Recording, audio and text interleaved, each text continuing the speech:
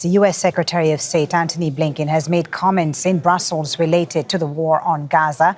He's calling on Israel to end the war, saying it's reached the goals it's set for itself. What we've seen is this. Israel, by the standards it set itself, has accomplished the goals that it set for itself, the strategic goals it set for itself. It was rightly determined to make sure, to the best of its ability, that October 7th could never happen again. And to do that, it said that it needed to dismantle the military organization of Hamas and to get the leadership that was responsible for October 7th. It's done both of those things. So this should be a time to end the war. Let's speak to Abdel Ghafar about this. He's the director of the Foreign Policy and Security Program at the Middle East Council on Global Affairs. Adel, good to have you with us on the News Hour.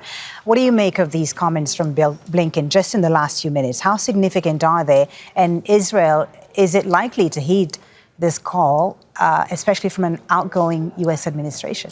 Well, the short answer is no. Secretary Blinken has been to the region more than 11 times, has met with the region leader, has tried to push Israel to wind down the war, and so far has been unable to. And not only that, as he engaged in diplomacy, the U.S. continued to provide diplomatic support and weapons and funding to Israel. And over the past year, especially it's an election year, the Biden administration was a lame duck administration and unable to pressure Israel. And now after the election of Donald Trump, it has moved from lame duck to dead duck, and I think they will have zero impact on the ground. Right, and it's interesting that he's saying this today when it seems like, you know, just 24, 48 hours ago, the U.S. was, it seemed, lifting pressure on Israel to abide by international law by saying that Israel had made good progress on allowing aid into the Gaza Strip, which, as we've heard from our correspondent, isn't the case at all.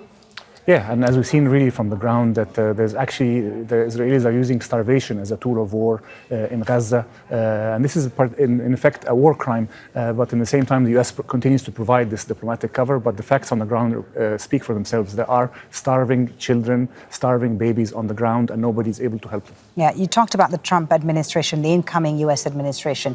Where does U.S. policy go from here? What can we expect from this incoming Trump administration, especially when you look at the picks he's made so far for posts like ambassador to Israel, UN ambassador, Secretary of State Marco Rubio? These are not confirmed yet, obviously, but when you look at the lineup so far, what does it suggest as far as the direction America wants to take its policy in the region? Well, I think really when it comes to the conflict and Israel, Republican or Democratic administrations both will be supportive of Israel.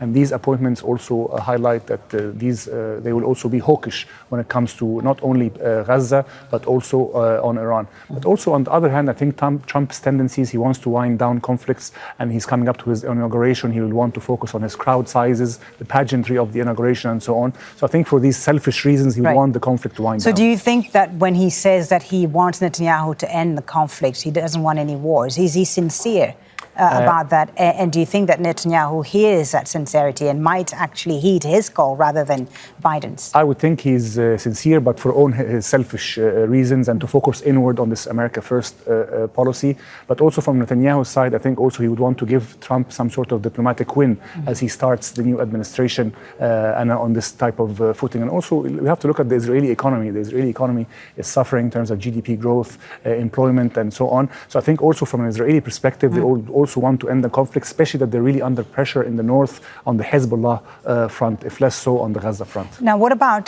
regionally here? I mean, when you hear someone like Mike Huckabee, who's expected, if confirmed, to become the ambassador to Israel, the U.S. ambassador, he said absolutely no to a two-state solution. And that would close the door on a number of things, including normalization with Saudi Arabia. Where would that leave the idea of normalization and also the relationship between countries in this region like Saudi, UAE, and the Americans? Well, I think the normalization path was moving forward, and I think the Gaza genocide has really stopped the halt to it. And even from the Saudi side, the Saudis have made very strong statements against Israel, against the genocide, and I think have put this normalization on pause. But at the same time, the Abraham Accords are the signature diplomatic initiative of the Trump administration, and they would want to resuscitate that somehow. So potentially Trump may add some pressure on the Israelis to accept some form of statehood to bring the Saudis back to the table. But this remains to be seen. Will unfold over the next year. Indeed, it'll be interesting to see how it all unfolds. Thank you very much, Adel, for speaking to us about this. Adel Abdel Ghafar from the Middle East Council on Global Affairs, joining us on Al Jazeera. Thank you for your time. Make sure to subscribe to our channel to get the latest news from Al Jazeera.